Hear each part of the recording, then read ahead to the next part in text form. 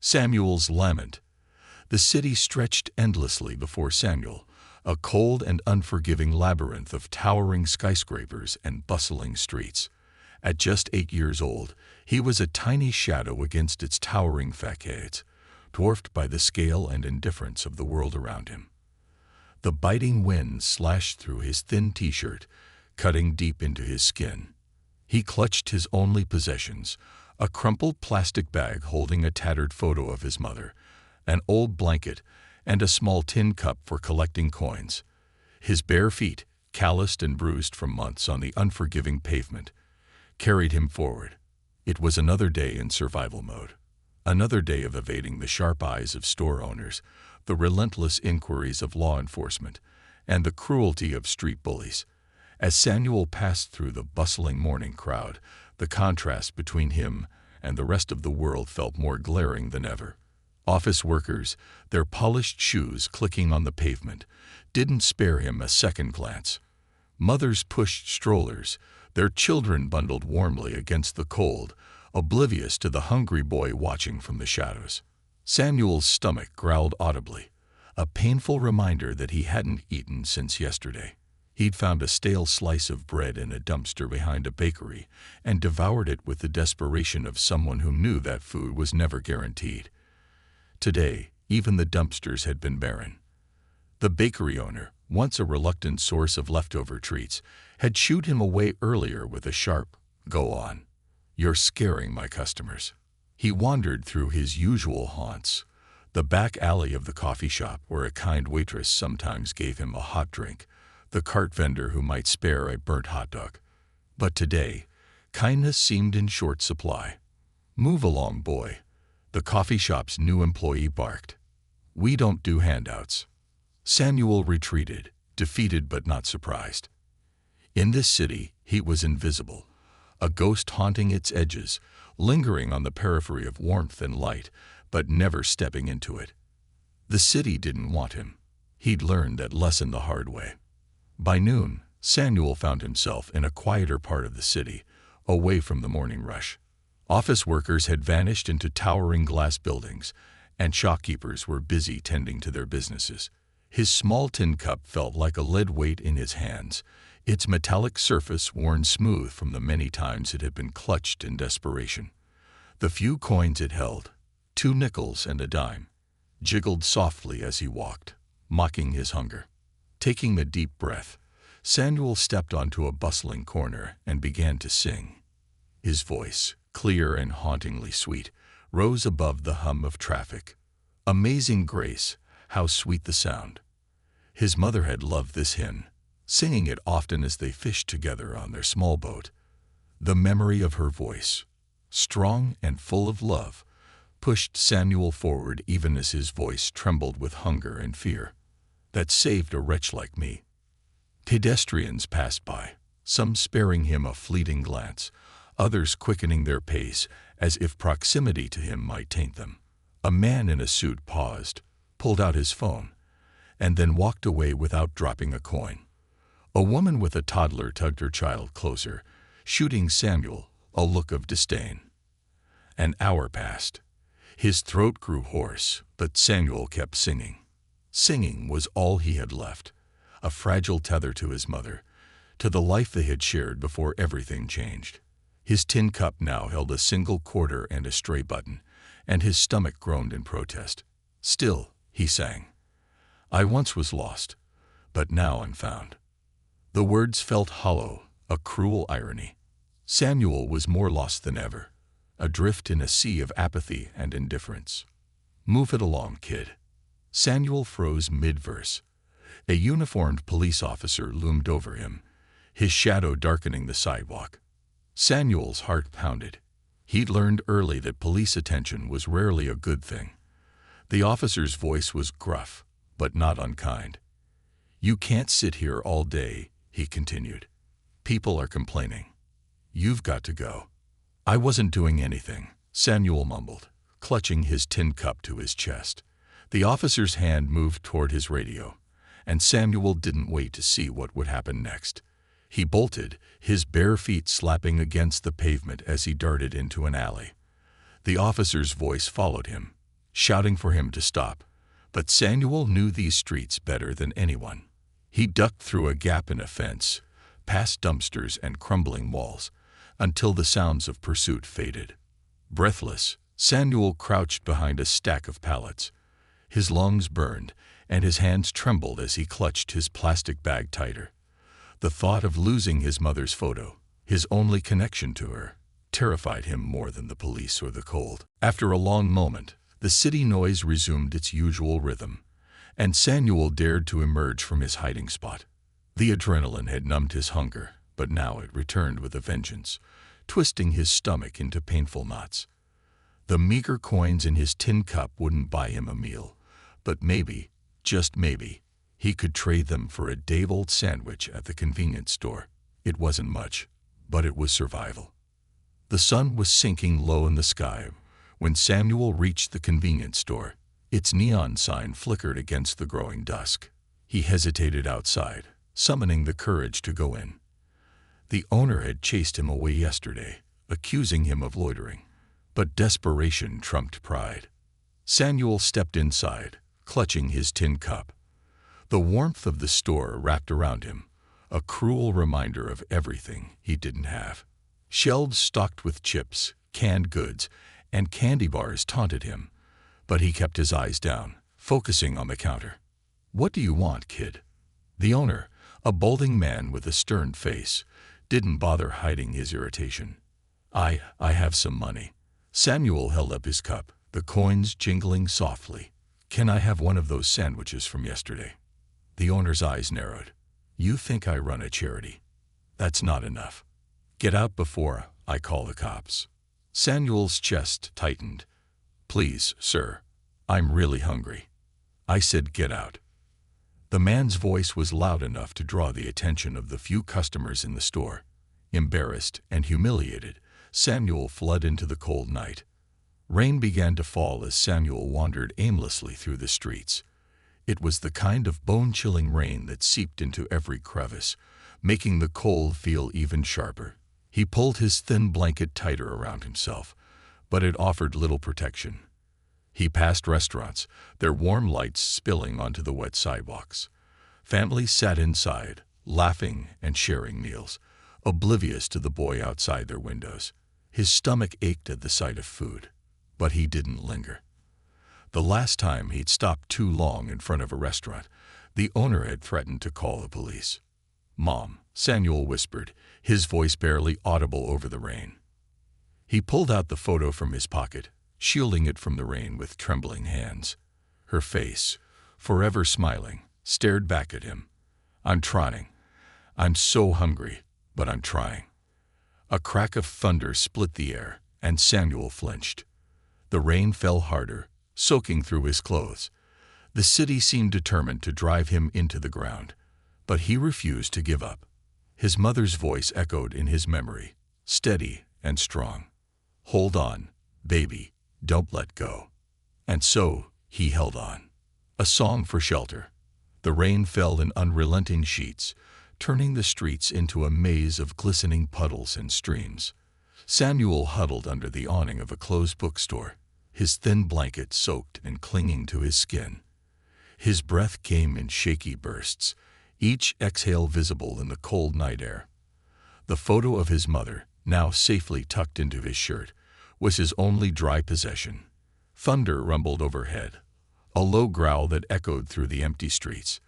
The city felt like a living thing, its streets pulsing, its lights blinking like eyes that stared without seeing him. Samuel's stomach growled again, louder this time, and he clutched it as if to muffle the sound. From his spot under the awning, he could see the glowing windows of Mario's family restaurant. The red and white striped awning over its entrance swayed slightly in the wind, offering the same promise it had every night: warmth, light, and the smell of food that made Samuel's mouth water.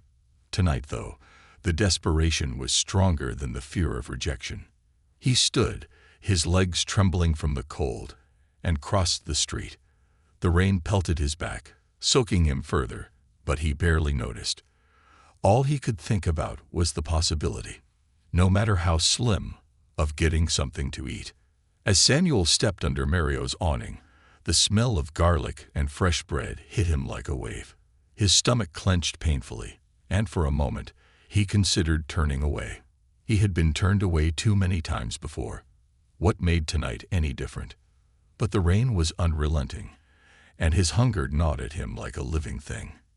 Taking a deep breath, he pushed open the heavy door. Warmth enveloped him immediately, and the murmur of conversation and clinking dishes filled the air. For a moment, he stood frozen, his soaked blanket dripping onto the polished floor. The restaurant fell silent as heads turned to look at him. He was acutely aware of how he must look, his dark skin streaked with grime, his clothes clinging to his thin frame, his bare feet leaving wet prints on the floor. A child at a nearby table stared at him, her fork paused midair. Her mother quickly whispered something and turned the child's gaze away. "Can I help you?" The voice came from a hostess near the entrance. Her smile was polite but strained, and her eyes flickered with discomfort as they took in Samuel's appearance. Samuel's voice faltered. His mouth was dry, and the words he had rehearsed on the way over felt like they'd been washed away by the rain. I need a place to sit for a minute. And maybe I could sing for you. For some food." The hostess blinked, clearly unsure how to respond. Before she could say anything, a large man in a white apron emerged from the kitchen. His face was stern, his arms crossed over his chest. "What's going on here, Maria?" he asked, his eyes narrowing as they landed on Samuel. The hostess began, but Samuel cut her off. "Please," he said, his voice cracking. "I'm hungry. I'll leave right after. Just one song." The man frowned. "This isn't a karaoke, kid. You're disturbing my customers." "I'll be quiet," Samuel said quickly. "I'll sing from the corner. You won't even notice me." "Frank, let him stay." The voice came from a table near the back. A man in a suit, who had been dining alone, stood and approached the scene. He was tall, with salt and pepper hair and a commanding presence. "He's not hurting anyone." Frank, the manager, looked between the man and Samuel, clearly torn. "Mr. Daniels, I appreciate your concern, but—" "I'll cover whatever he eats," the man interrupted. His tone left no room for argument. "And I think we'd all appreciate a song, wouldn't we?" He looked around the room, and a few patrons nodded hesitantly. Frank sighed heavily. "Fine, but one song, and then he goes." Samuel's heart pounded as he nodded. He stepped further into the restaurant, his bare feet squelching on the floor. He moved to an empty corner near the kitchen and turned to face the room. The weight of their stares was almost too much to bear, but he closed his eyes and took a deep breath. Then he began to sing. His voice was soft at first, barely audible over the hum of the restaurant. But as he reached the second line of Amazing Grace, it grew stronger, more confident. The song was like a lifeline, connecting him to the memories of his mother and the warmth of their small fishing boat. By the third verse, the restaurant was silent. Forks paused in midair, conversations forgotten. Samuel's voice carried through the room, clear and hauntingly beautiful, filling every corner with its purity. A woman near the front wiped her eyes with a napkin.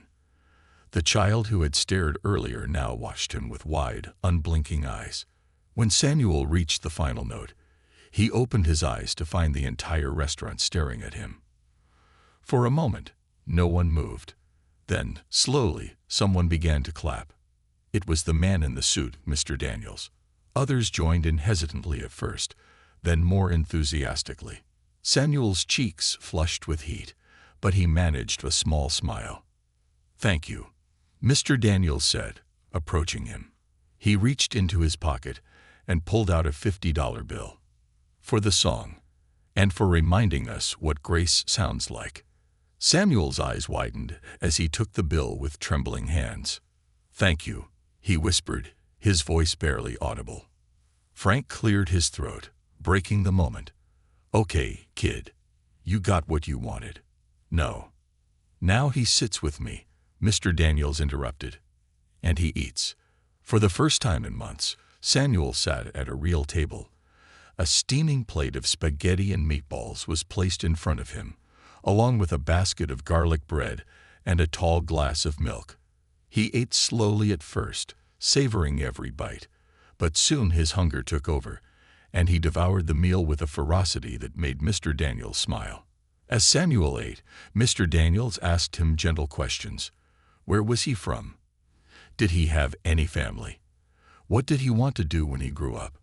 Samuel answered cautiously at first, but the warmth of the food and the man's kindness slowly chipped away at his defenses. By the time Samuel finished his meal, he felt something he hadn't felt in a long time.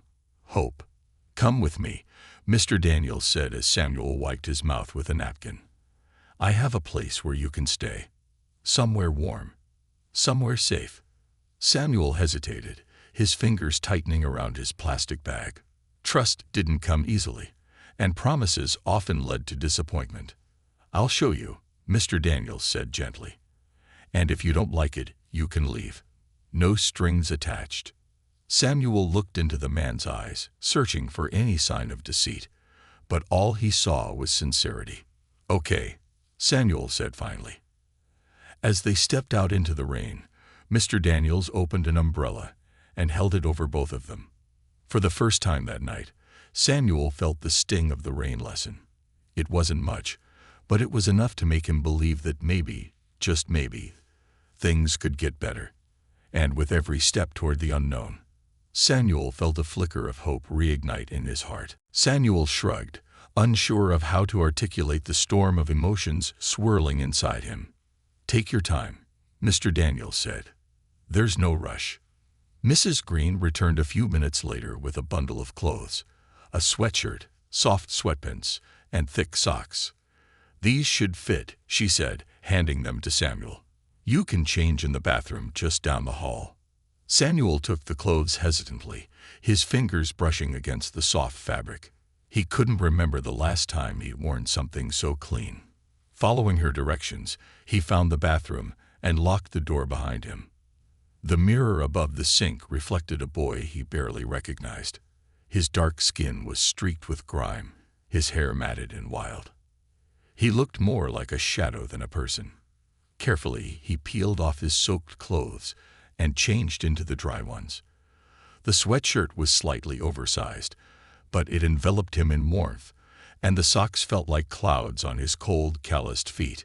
When he returned to the living room, Mrs. Green was waiting with a steaming mug of hot chocolate, topped with whipped cream. Samuel's mouth watered at the sight, and he hesitated only a moment before taking it. Thank you, he murmured, the words feeling strange but right. You're very welcome, Mrs. Green said, her smile kind and unwavering. There's more where that came from. As Samuel sipped the hot chocolate, the warmth spread through him, chasing away the lingering chill of the rain. For the first time in what felt like forever, he allowed himself to relax, even if only a little. Later that evening, Mr. Daniels showed Samuel to a small room on the second floor. It wasn't much. A twin bed with a neatly made blanket, a small dresser, and a window overlooking the backyard. But to Samuel, it felt like a palace. This will be your space, Mr. Daniels said.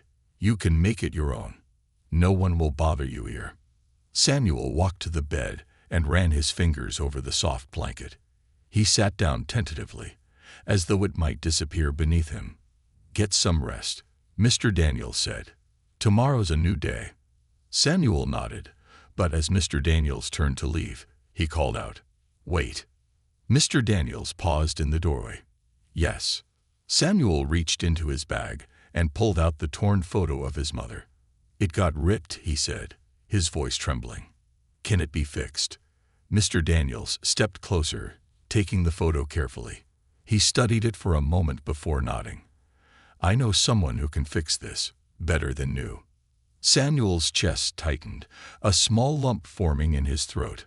Really? Really, Mr. Daniels said, handing it back. But for now, you keep it close. She'd be proud of you, Samuel. Samuel blinked back tears as he clutched the photo to his chest. Thank you. Mr. Daniels smiled. "Good night, Samuel." "Good night," Samuel whispered. As the door clicked shut, Samuel lay down on the bed, the photo still in his hands. Outside, the rain had finally stopped, and the city was quiet. For the first time in months, Samuel felt something he thought he'd lost forever. Hope. Finding his voice. Morning sunlight streamed through the small window in Samuel's room, the golden light warming the walls and bathing the bed in a soft glow. Samuel blinked awake, his body instinctively curling against the blanket that had kept him warm through the night. For a moment, he forgot where he was. The quiet, the warmth, the safety, it all felt so foreign. Then, slowly, the memories of the previous night returned. The rain, the restaurant, Mr. Daniels, Haven's home. Samuel sat up, clutching the tattered photo of his mother that he'd held all night. The pieces still fit together, even if the tear down the middle was painfully visible. He traced the edges of the photo with his finger, her smile a quiet reassurance. The sound of laughter floated up from downstairs, drawing his attention. Hesitant but curious, Samuel slid out of bed and padded across the soft carpet. His bare feet no longer ached against cold concrete or jagged pavement. He peeked out into the hallway, where the faint scent of pancakes drifted through the air. Downstairs, the dining room was alive with energy. Kids of all ages gathered around a long wooden table, eating and chatting animatedly. Some wore mismatched pajamas, while others were already dressed for the day. Mrs. Green stood by the stove, flipping pancakes with practiced ease, her cheerful hum weaving through the conversations. "Good morning, Samuel," Mrs. Green called out as she spotted him lingering in the doorway. "Come on in. I've got a plate waiting for you." Samuel hesitated, his instinct to retreat almost overpowering. He wasn't used to being part of a crowd, much less a group of kids his age. But the warmth of the room, both literal and figurative, pulled him forward. Slowly, he made his way to an empty chair at the end of the table. Mrs. Green placed a plate of pancakes in front of him, a small pat of butter melting into the golden surface. "Dig in, sweetheart. There's plenty more where that came from." Samuel stared at the food, his stomach growling audibly. He picked up the fork tentatively, cutting a small piece and tasting it. The sweetness of the syrup and the fluffy texture of the pancake made his eyes widen. It wasn't just food. It was comfort, care, and something he hadn't felt in months: belonging. As breakfast continued, a boy about Samuel's age slid into the chair next to him. He had dark, curly hair and an easy smile. "Hey, I'm Marcus," the boy said, extending a syrup-sticky hand. "You're the new kid, right?" Samuel nodded, unsure of what to say. "Cool. Don't worry, everyone's new at some point," Marcus continued, grabbing another pancake. "I've been here for 6 months. It's pretty great once you get used to it." Samuel glanced around the room, noting the relaxed, almost familial atmosphere. Kids laughed, passed plates, and shared jokes. No one seemed tense or scared, and no one looked at Samuel with pity or disdain. "Do you like it here?" Samuel asked quietly. Marcus grinned. "Are you kidding? It's awesome. We've got a library, a music room, and Mrs. G makes the best lasagna in the world. Trust me, you'll love it." Samuel allowed himself a small smile. The idea of loving anything again felt far away. But maybe Marcus was right.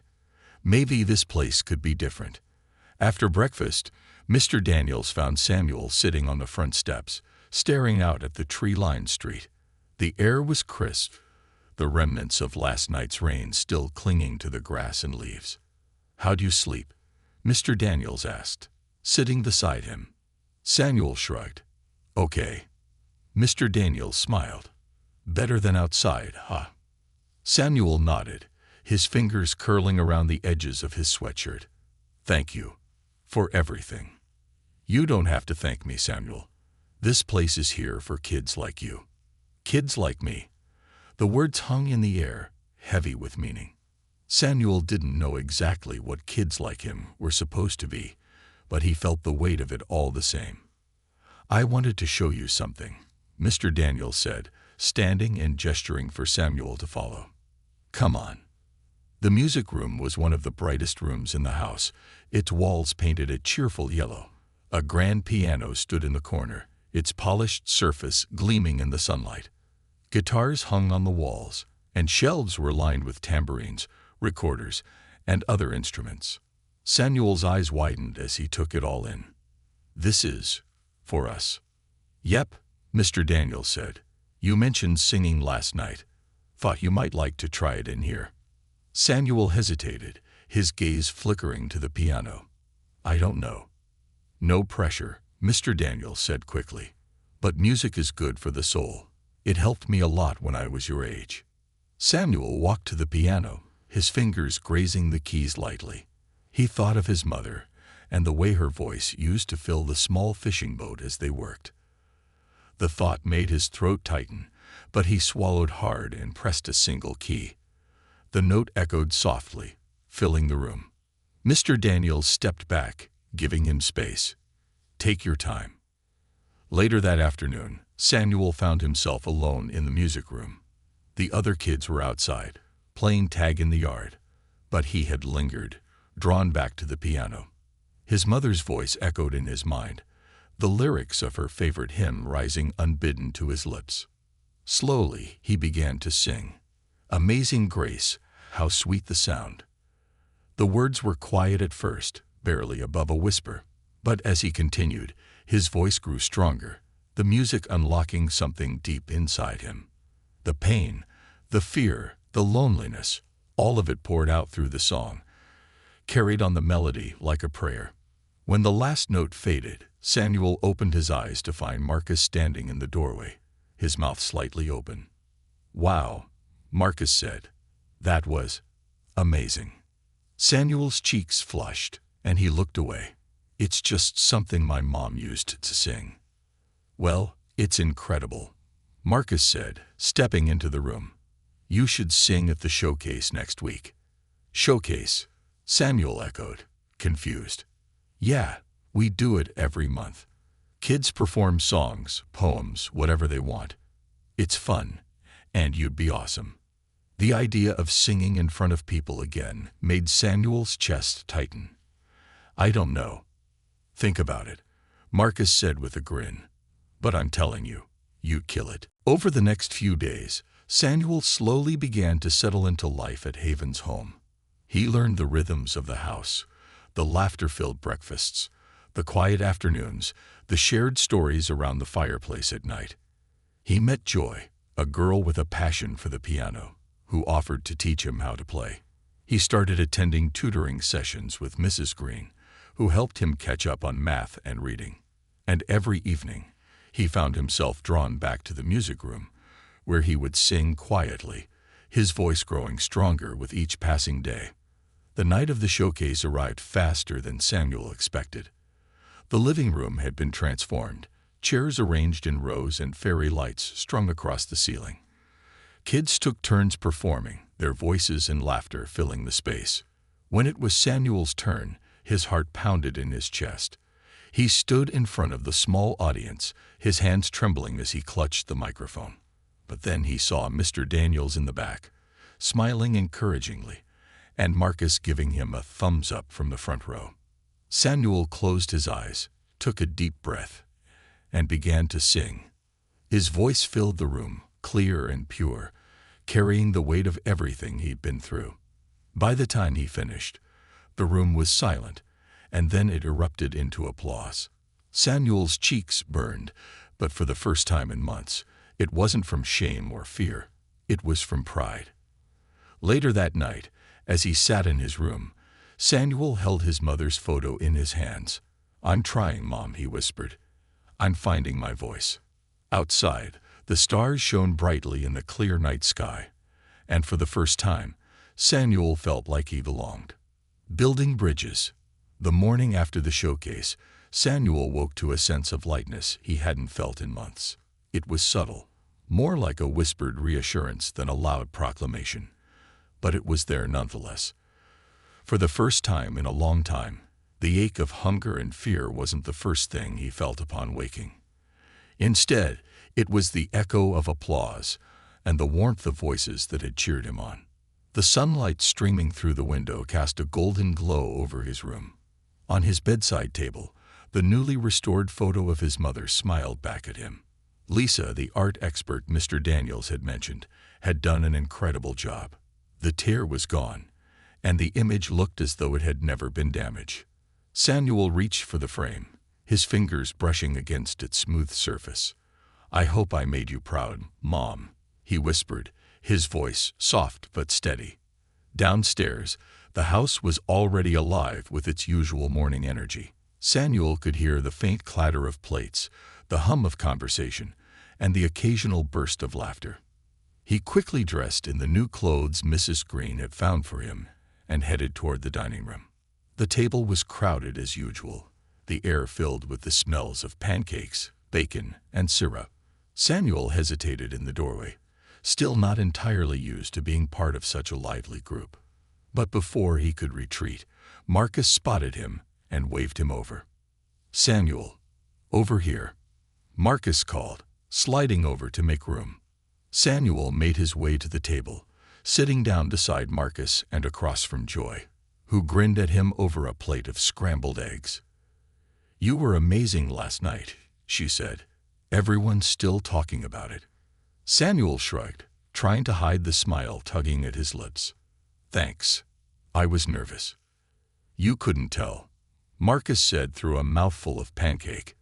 "Seriously, you crushed it." Samuel reached for a plate, feeling a warmth spread through him that had nothing to do with the food. The conversation around the table flowed easily, and for the first time, Samuel found himself joining in. He laughed at Marcus's bad jokes, listened as Joy talked about her plans to learn a new piano piece, and even shared a little about his love for singing. By the time breakfast was over, Samuel felt more at ease than he had in weeks. This wasn't just a place to stay, it was starting to feel like home. After breakfast, Mr. Daniels found Samuel in the library, where he was flipping through a book of sheet music. The room was quiet, the faint scent of old paper and wood polish hanging in the air. "Got a minute?" Mr. Daniels asked, leaning against the doorframe. Samuel nodded, setting the book aside. "What's up?" Mr. Daniels walked in and sat across from him at one of the large oak tables. "I wanted to talk about next steps." Samuel stiffened slightly. "Next steps?" "Yeah," Mr. Daniels said, his tone gentle. "I've been talking to Mrs. Green and Lisa, and we think you're ready for school." "School?" The word hit Samuel like a stone, making his stomach churn. He hadn't been to school since before the accident, and the thought of walking into a building full of kids, strangers, made his chest tighten. "I don't know if I can." Samuel's voice trailed off. Mr. Daniels leaned forward, resting his arms on the table. "I know it's scary, but you're smart, Samuel, and you've got so much potential. School is a way to start building a future for yourself. But what if I mess up?" Samuel said, his voice barely above a whisper. "What if the other kids don't like me?" "Everyone messes up," Mr. Daniels said with a smile. "And as for the other kids, you might be surprised. People can be kinder than you think." Samuel looked down at his hands, fidgeting with a loose thread on his sweatshirt. "Do I have to decide now?" "No," Mr. Daniels said. "Take your time, but I think you'll find it's worth it." The rest of the day passed in a blur of quiet activities. Samuel spent the morning helping Marcus organize books in the library, a task that turned into a game of trying to guess which stories were the best based on their covers.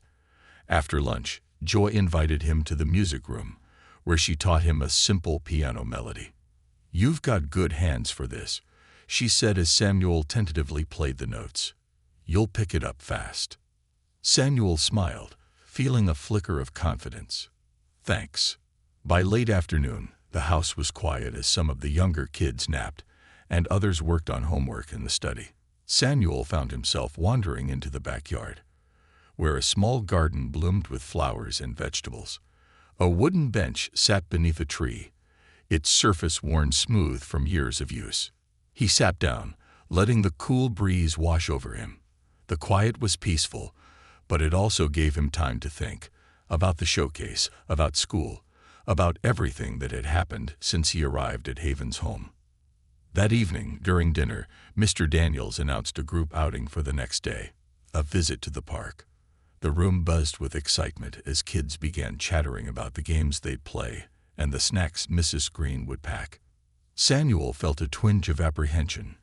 The idea of going somewhere public, where strangers might see him, made him uneasy.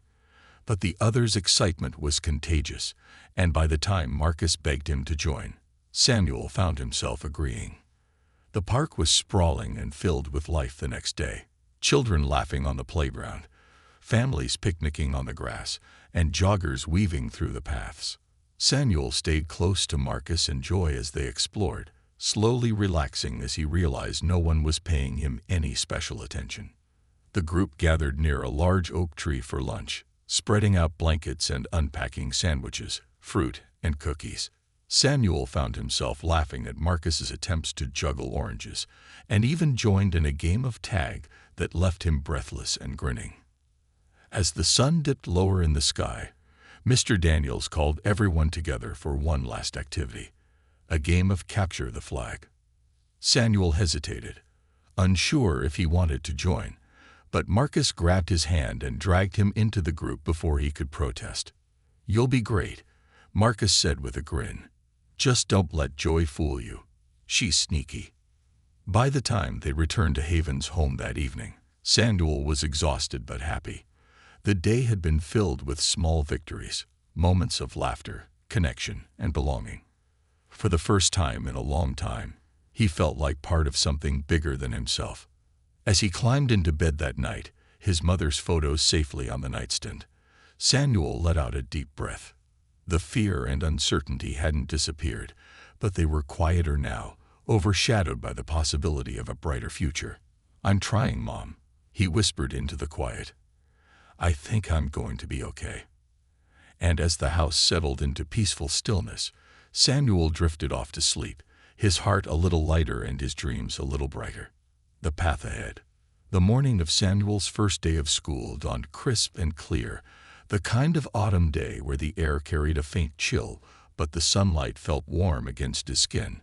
From his window, Samuel watched the leaves flutter down from the tall trees lining the street, their colors a patchwork of gold, red, and orange.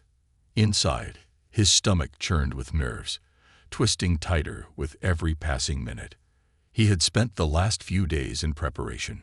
Mrs. Green helped him pick out clothes for school, jeans, and a soft navy sweater that made him feel a little more put together. Mr. Daniels had talked him through what to expect, answering his endless stream of questions with patience. Still, Samuel felt like he was walking into the unknown, and it terrified him. A knock on the door pulled him from his thoughts. "Samuel." Marcus's voice called through the wood. "You ready? Mrs. G made pancakes. You don't want to be late." Samuel took a deep breath, his fingers brushing the edges of the photo of his mother that he kept on the nightstand. "I'm trying," he whispered, echoing the promise he had made to her so many times. Downstairs, the breakfast table was as lively as ever. Kids chatted animatedly, laughter punctuating their conversations. Marcus waved Samuel over, a mischievous grin on his face. "Big day, huh?" Marcus said, handing Samuel a plate of pancakes. Samuel nodded, too nervous to speak. "You'll do great," Joy chimed in from across the table. "Just be yourself." "Yeah," Marcus added, his grin widening. "And if anyone messes with you, just sing. That'll shut them up." Samuel managed a small smile, though his heart still felt heavy with anticipation. He picked at his pancakes, his appetite subdued by his nerves. When it was time to leave, Mr. Daniels met Samuel by the front door, car keys in hand. "Ready?" he asked, his tone kind but steady. Samuel hesitated, his gaze falling to his feet. What if they don't like me?" Mr. Daniels crouched down to meet Samuel's eyes. The people who matter will, Samuel. And the ones who don't, well, they're not worth your time. Samuel nodded, though the knot in his chest didn't ease. He followed Mr. Daniels out to the car, clutching his backpack tightly. The drive to Lincoln Elementary was quiet, the only sound the soft hum of the engine. Samuel stared out the window, his mind a whirlwind of thoughts. When they pulled up to the school, Mr. Daniels turned to him. "Remember, this is just one step. You don't have to do everything today. Just do your best." Samuel nodded again, his grip tightening on the straps of his backpack. "Okay." The school was bustling with activity as Samuel stepped inside. Kids filled the hallways, their voices blending into a cacophony of chatter and laughter. The noise made Samuel's head spin, but he focused on following Mr. Daniels, who led him to the principal's office. Miss Thompson, the teacher who ran the special program Mr. Daniels had mentioned, was waiting for them. She was a petite woman with curly hair and a warm smile that immediately put Samuel at ease. "Hi, Samuel," she said, extending a hand. "I'm so glad you're here. We've been looking forward to meeting you." Samuel shook her hand, his own trembling slightly. "Hi." Miss Thompson knelt to his level. "I know it's scary starting somewhere new, but I promise we're going to take things slow. How about we meet the other kids first? They're a great group, and I think you'll fit right in." Samuel glanced at Mr. Daniels, who gave him an encouraging nod. "You've got this," he said. With a deep breath, Samuel followed Miss Thompson down the hallway. The classroom was small but welcoming, with bright posters on the walls and desks arranged in a circle. A group of kids sat at the desks, chatting quietly. As Samuel entered, their eyes turned toward him, and his heart began to race. "Everyone," Miss Thompson said, "this is Samuel. He's joining us starting today. Let's all make him feel welcome." A boy with glasses and a wide smile was the first to speak. "Hey, Samuel. I'm Jake." "Hi," Samuel said softly. A girl with braided hair waved from across the circle. "I'm Leela. You'll like it here. Miss Thompson's pretty cool." The rest of the introductions blurred together in Samuel's mind, but the kindness in their voices eased his nerves slightly. He took a seat at an empty desk, his hands gripping the edges as though to anchor himself. As the day progressed, Samuel began to settle into the rhythm of the classroom. The work was challenging, math problems he hadn't seen in months, reading assignments that felt overwhelming. But Miss Thompson was patient, guiding him through each task. The other kids were helpful too, offering encouragement and sharing their own struggles. At lunch, Jake invited Samuel to sit with him and a few others. They shared sandwiches and stories, their laughter filling the air. For the first time, Samuel didn't feel like an outsider. By the time the final bell rang, Samuel felt a tentative sense of accomplishment. The day hadn't been perfect. There were moments when he felt lost, and the weight of everything he'd been through still lingered. But it was a start. Mr. Daniels was waiting for him outside, leaning against the car with a smile. "How'd it go?" he asked as Samuel climbed into the passenger seat. "It was okay," Samuel said. Then, after a pause, he added, "Actually, it was kind of good." Mr. Daniels' smile widened. "I knew you'd do great." Back at Haven's home, Samuel was greeted with cheers and high fives from the other kids. "First day down," Marcus said, throwing an arm around Samuel's shoulders. "We knew you could do it." That evening, after dinner, Samuel found himself in the music room, his fingers grazing the keys of the piano. Joy sat beside him, her fingers poised to play. "Want to sing?" she asked. Samuel thought for a moment, then nodded. "Yeah." As Joy began to play, Samuel's voice filled the room, carrying with it the strength he had found that day. It wasn't perfect, and there was still a long road ahead, but for the first time, he believed he could walk it. When the song ended, Joy smiled. "You're going to be okay, Samuel." And for the first time, Samuel believed it too. That night, as Samuel climbed into bed, he placed his mother's photo on the nightstand and whispered, I'm doing it, Mom. One step at a time. The stars outside his window shone brightly, and in the quiet of the night, Samuel felt the stirrings of something new. Hope, not just for survival, but for a future filled with possibility. Dreams in the making. The crisp autumn air felt electric as Samuel stepped outside Haven's home one bright Saturday morning. The day brimmed with potential, the kind of day that promised new beginnings. Samuel had been at Haven's home for just over a month now, and while the sharp edges of his fears hadn't entirely dulled, they no longer defined him. Instead, a quiet determination had begun to take root, like the first shoots of a seed breaking through soil. "Hey, you ready?"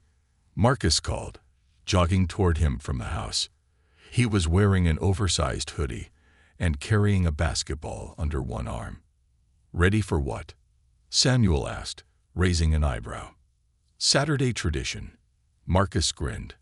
"Basketball at the park. Everyone plays." Samuel hesitated, shifting on his feet. "I don't know how to play." Marcus rolled his eyes dramatically.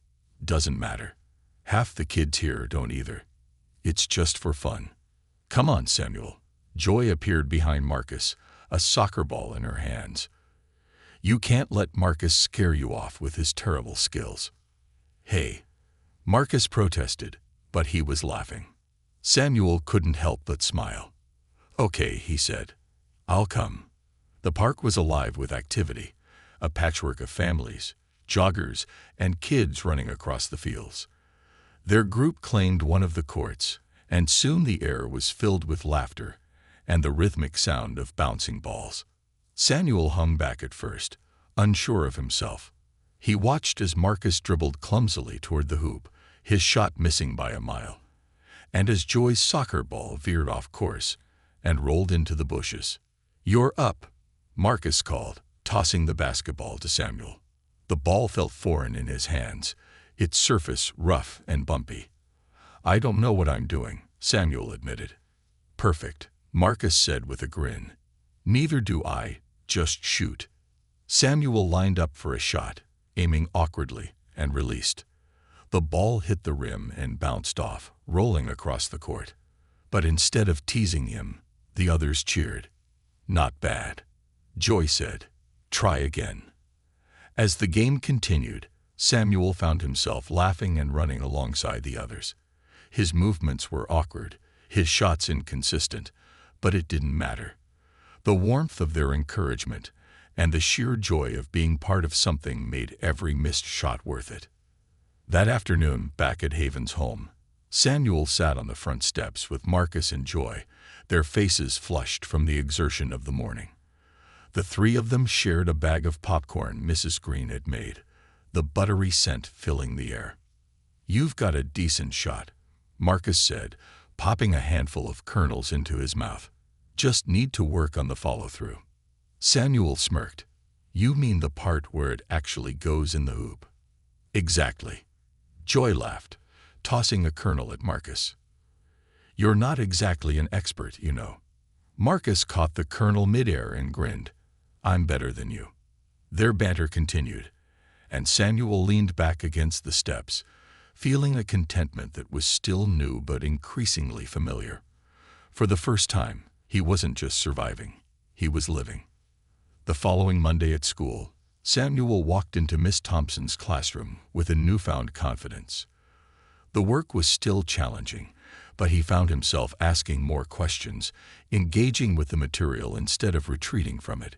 His classmates were quick to include him in discussions, and Jake, the boy with glasses, had become a constant source of support. At lunch, Jake pulled out a sketchbook and began flipping through his drawings. "I've been working on these for the school art show," he said, showing Samuel a detailed sketch of a tree with intricate branches. "Wow," Samuel said, genuinely impressed. "You're really good." Jake shrugged, a faint blush creeping into his cheeks.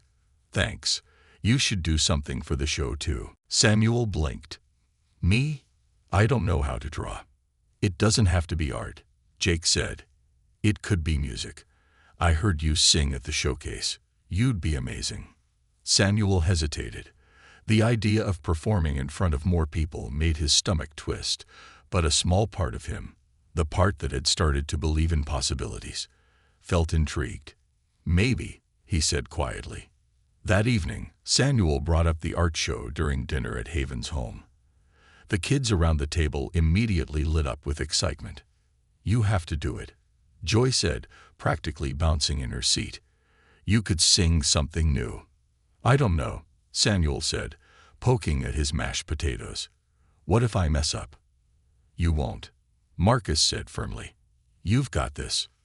Mrs. Green smiled from the head of the table. "Samuel, one thing we believe in here is taking chances. Even if you're scared, it's worth it. And we'll all be there to cheer you on." Samuel looked around the table at the faces of his new family. Their confidence in him was almost overwhelming, but it was also steadying. "Okay," he said finally. "I'll do it."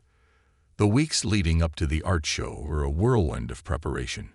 Joy helped Samuel pick out a song and practiced with him in the music room every evening. Marcus even joined in, jokingly turning every rehearsal into a comedy act, but always leaving Samuel feeling more at ease. As the day of the show approached, Samuel found himself growing more nervous. What if he forgot the words? What if his voice cracked? But every time the doubts crept in, he reminded himself of the applause from the showcase and the encouragement of those around him. The night of the art show arrived, and the school auditorium was packed with students, parents, and teachers. The walls were lined with artwork, paintings, sketches, and sculptures, and the stage was set for performances. Samuel stood backstage, his heart pounding as he clutched the microphone. Joy and Marcus were with him, their reassuring smiles helping to steady his nerves. "You're going to be amazing," Joy said. "Just sing like you do in the music room. And if you mess up, just blame me," Marcus added with a grin. "Everyone already knows I'm the problem." Samuel laughed despite himself. "Thanks, guys." When it was his turn, Samuel stepped onto the stage, the bright lights momentarily blinding him. The audience was a blur of faces, but he focused on the piano at the edge of the stage, where Joy sat ready to play. The opening notes filled the room, and Samuel took a deep breath. As he began to sing, the nerves melted away, replaced by the music that had always been his sanctuary. His voice carried through the auditorium, strong and clear, and as he reached the final note, the room erupted into applause. After the show, Samuel was surrounded by his classmates, teachers, and the kids from Haven's home. Compliments and congratulations poured in, and for the first time, Samuel felt truly seen, not as a homeless boy or a burden, but as someone who had something to offer. That night, back in his room, Samuel sat on the edge of his bed, holding his mother's photo. "I think I'm figuring it out, Mom," he whispered. "Life isn't easy, but I'm learning to live it." Outside, the stars shone brightly, and in the quiet of the night, Samuel allowed himself to dream, not just of surviving, but of thriving. And as he drifted off to sleep, he knew that this was just the beginning. Becoming whole. The chill of winter descended over the city, coating the streets with a crisp frost and painting the mornings with breath that lingered in the air. Samuel's first winter at Haven's home was a stark contrast to the winters he had spent alone on the streets. Now, instead of shivering beneath a thin blanket in a dark alley, he woke each morning to the comforting warmth of his small room, the soft weight of his quilt, and the faint scent of cinnamon wafting from the kitchen. Life at Haven's home had become something Samuel never thought possible. Stable. The ache of hunger that used to gnaw at him daily was gone, replaced by the certainty of 3 warm meals.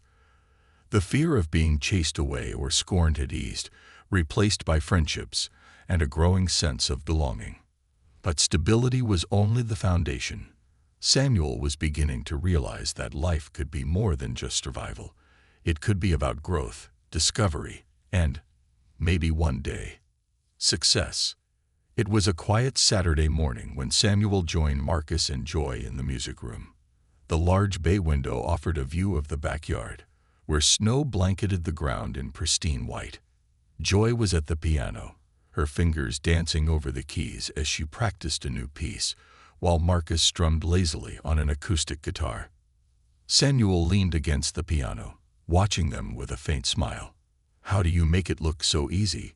he asked Joy. "It's not easy," she said with a laugh, pausing mid-piece. "I've been playing since I was 5. "That explains it," Marcus said, plucking a discordant chord on the guitar. "You're a prodigy. I, on the other hand, am a lost cause." "Not true," Joy said. "You've improved a lot. Haven't you, Samuel?" Samuel grinned. "Sure. Last week you could barely tune the guitar, and now you can play 2 chords." "Progress is progress," Marcus said with mock seriousness. The 3 of them laughed, the sound filling the room with warmth. These moments, simple, lighthearted, and free of fear, were becoming Samuel's favorite. They were reminders that he wasn't just surviving anymore, he was living. That afternoon, Mr. Daniels called Samuel into his office. The space was cozy, with a bookshelf overflowing with novels, and a large desk cluttered with papers and photos of smiling kids, former residents of Haven's home, Samuel realized. He wondered where they were now, what they were doing. "How are you feeling, Samuel?" Mr. Daniels asked, gesturing for him to take a seat. "Good," Samuel said, though he couldn't help but feel a flicker of apprehension. "Why?" Mr. Daniels leaned forward, folding his hands on the desk. "I've been thinking about your future." Samuel's stomach twisted. "My future?" "Yes," Mr. Daniels said, his tone gentle but firm. "You've come a long way, Samuel. You're thriving here, and you're doing great in school. But I think it's time we start thinking about your dreams." "My dreams." The words felt foreign in Samuel's mouth. He'd spent so long focusing on getting through each day that dreaming had felt like a luxury he couldn't afford. "Yes," Mr. Daniels said. "What do you want for your life, Samuel? What do you want to do, to become?" Samuel stared at the floor, his mind a swirl of uncertainty. "I don't know," he admitted. "That's okay," Mr. Daniels said. "Dreams can change, but it's important to start thinking about them." Samuel hesitated, then said quietly, "I like singing. And music." Mr. Daniels smiled. "I thought you might say that. Have you ever thought about what you could do with that talent?" Samuel shook his head. "It's just something I do. I don't know if I'm good enough to do anything with it." "Samuel," Mr. Daniels said, his voice steady, "you're better than good. You have a gift, and gifts are meant to be shared." The words settled into Samuel's chest, filling him with a strange mix of fear and hope. Over the next few weeks, Mr. Daniels encouraged Samuel to explore his interests further. He arranged for Samuel to meet with a vocal coach, a kind woman named Ms. Rivera, who had once been a professional singer. She worked with Samuel twice a week, helping him refine his technique and teaching him how to use his voice with more control and confidence. "You have a natural talent," Ms. Rivera said one afternoon, after they had finished a particularly challenging exercise. "But more than that, you have heart. That's what makes you special." Samuel felt his cheeks flush. He wasn't used to such praise, but hearing it made him want to work even harder. At school, Samuel's confidence continued to grow. He joined the choir, where he found himself surrounded by other kids who loved music as much as he did.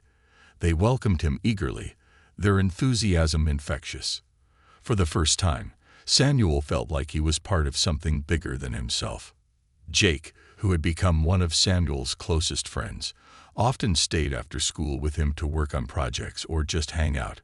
One afternoon, as they sat in the library sketching ideas for a poster contest, Jake said, "You know, you're different now." Samuel looked up, confused. "Different?" "Yeah," Jake said. "When you first got here, you were quiet, like you were scared of everything. But now, you seem happy." Samuel considered this, a small smile tugging at his lips. "I guess I am." The true test of Samuel's growth came in the form of an invitation. The school was hosting a winter concert, and the choir director asked Samuel to perform a solo. The news filled him with equal parts excitement and terror. What if I mess up? Samuel asked Joy as they sat in the music room one evening. You won't, Joy said firmly. You've practiced so much, you could do it in your sleep. But what if they don't like it? They will, Marcus said, lounging on the couch with his guitar. Trust me, you're amazing. Samuel looked at his friends, their confidence in him shining in their eyes. Slowly, he nodded. Okay, I'll do it. The night of the concert arrived, and the school auditorium buzzed with energy. Samuel stood backstage, his hands trembling slightly as he clutched the microphone. He peeked out from behind the curtain and saw the familiar faces of his Haven's home family in the audience. Mrs. Green, Joy, Marcus, and Mr. Daniels, all smiling and cheering him on. When it was his turn, Samuel stepped onto the stage, the bright lights making the audience a blur. The piano accompaniment began, and Samuel took a deep breath, his voice rising to meet the music. He sang with everything he had, pouring his heart into every note. The song was about resilience, about finding light in the darkest places, and as he sang, Samuel felt a sense of release. This was his story, his truth, and sharing it felt like the ultimate triumph. When the last note faded, the audience erupted into applause. Samuel stood there, stunned, as a wave of emotion crashed over him. He had done it. After the concert, as the crowd dispersed, Mr. Daniels found Samuel backstage. You were incredible, he said, his voice filled with pride. Samuel smiled, tears pricking his eyes. Thank you for everything. You did this, Samuel, Mr. Daniels said. You found your voice. And this is just the beginning. That night, as Samuel lay in bed, he stared at the photo of his mother on the nightstand. I think I'm starting to understand, he whispered. What you meant about being brave. It's not just about surviving. It's about living. Outside, the snow fell softly, blanketing the world in quiet beauty. And inside, for the first time, Samuel felt whole. Reaching for the stars. The crisp winter morning began like any other at Haven's home, the familiar warmth of the house standing in sharp contrast to the frost-covered streets outside. Samuel woke to the sounds of laughter and the faint smell of Mrs. Green's breakfast wafting upstairs. As sunlight streamed through his window, painting the walls in soft gold, he realized something had changed within him. It wasn't just the growing confidence or the warmth of having friends who supported him. It was the realization that his life was no longer defined by survival. He had moved past the days when each moment felt like a struggle just to keep going. Now he was dreaming again. And this time, his dreams felt possible. Downstairs, the dining room was its usual whirlwind of activity. Kids crowded around the table, competing for the last pancakes while Marcus and Joy engaged in a spirited debate about which superhero movie was better. You're crazy if you think Infinity Battle is better than The Dawn Rises, Joy said, waving her fork for emphasis. It's not crazy, it's facts, Marcus countered, grinning. The story's better, the fight scenes are better. Marcus, Mrs. Green interrupted, placing another stack of pancakes on the table. Eat before you start another argument. Samuel, back me up here, Marcus said, turning to him. Samuel laughed as he poured syrup over his pancakes. I think you're both wrong. The original series is the best. The table erupted into a chorus of playful protests, and Samuel felt himself relax, a smile lingering on his lips. This was his life now, a life filled with laughter, support, and a growing sense of belonging. Later that day, Mr. Daniels called Samuel into his office. Samuel wasn't sure what to expect. These meetings had become a mix of progress updates, life advice, and casual conversations about his future. Samuel, Mr. Daniels began, leaning back in his chair. I've been thinking a lot about how far you've come. Samuel sat down, his fingers fidgeting with the hem of his sweatshirt. I guess I've come pretty far, he said quietly. You've done more than that, Mr. Daniels said with a smile. You've not only grown here at Haven's home, but you've inspired the people around you. Do you know how powerful that is?" Samuel blinked, unsure of how to respond. I didn't really mean to." "That's the best kind of inspiration," Mr. Daniels said. "And I think it's time for you to take another step forward." Samuel tensed slightly. "Another step?" "Yes." Mr. Daniels reached for a folder on his desk and handed it to Samuel. "I found this program that might be a perfect fit for you. It's a performing arts academy, one that focuses on helping kids develop their talents and build careers in music, theater, and art." Samuel stared at the folder in disbelief. "You think I could? I mean, this is for real musicians." "You are a real musician, Samuel," Mr. Daniels said firmly. "You have a gift, and programs like this exist to help kids like you turn that gift into something bigger." Samuel's hands shook slightly as he opened the folder. The pages inside detailed the Academy's mission, its facilities and testimonials, from students whose lives had been transformed by their time there. "But what if I'm not good enough?" Samuel asked, his voice barely above a whisper. Mr. Daniels leaned forward, his gaze steady. "Samuel, the only thing that can hold you back is fear. You've already overcome so much. You've proven that you're capable of incredible things. This is just the next step." The application process was rigorous.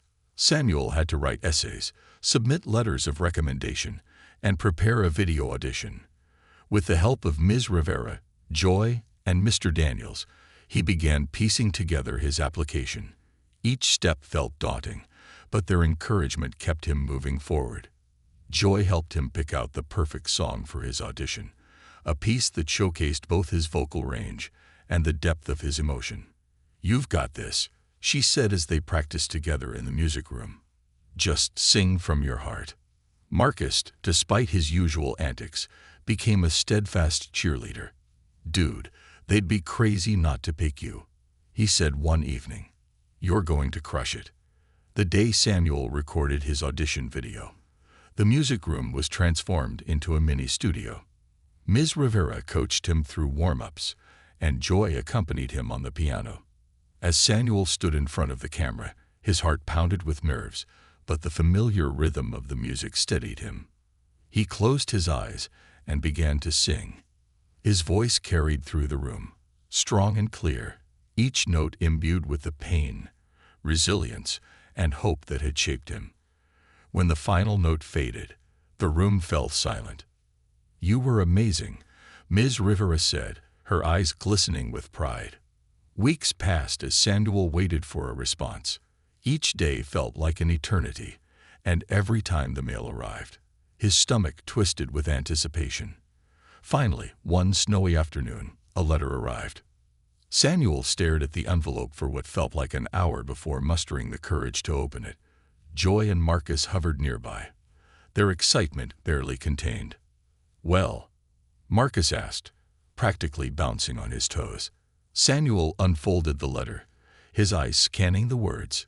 His breath caught in his throat. "I got in," he whispered. Joy let out a squeal of delight, and Marcus whooped loudly, pulling Samuel into a hug. "I knew it," Marcus said. "I told you they'd pick you." Samuel's hands trembled as he held the letter. He had done it. He had taken a chance, and it had paid off. The weeks leading up to his departure were a whirlwind of preparation. Haven's home became a flurry of activity as everyone pitched in to help Samuel get ready. Mrs. Green sewed his name into his clothes, Marcus organized a send-off party, and Joy made him a playlist of songs for his journey. On his last night at Haven's home, the entire house gathered in the living room. The fire crackled warmly as the kids took turns sharing their favorite memories of Samuel. "When you sang at the showcase, you made us all cry," Joy said with a laugh. "In a good way, of course." "You made me better at basketball," Marcus said. "Okay, not really, but you tried." The room filled with laughter and stories, and Samuel felt a deep sense of gratitude for the family he had found here. The morning of his departure was bittersweet. Samuel stood on the front steps, his suitcase by his side, as the others gathered to see him off. Mr. Daniels placed a hand on his shoulder. "You're going to do great things, Samuel," he said. "But remember, no matter where you go, this will always be your home." Samuel nodded, his throat tight with emotion. "Thank you," he said, "for everything." As he climbed into the car, Samuel glanced back at the house one last time. His friends waved from the porch, their smiles bright despite the tears in their eyes. The car pulled away, and Samuel felt a mix of sadness and excitement swell within him. This was it, a new chapter, a chance to chase his dreams. And as the car sped toward the academy, Samuel clutched the photo of his mother in his hand. "I'm doing it, Mom," he whispered. "I'm reaching for the stars." The road ahead was long, but Samuel was ready. He had found his voice, his strength, and his place in the world. Now it was time to see how far he could go.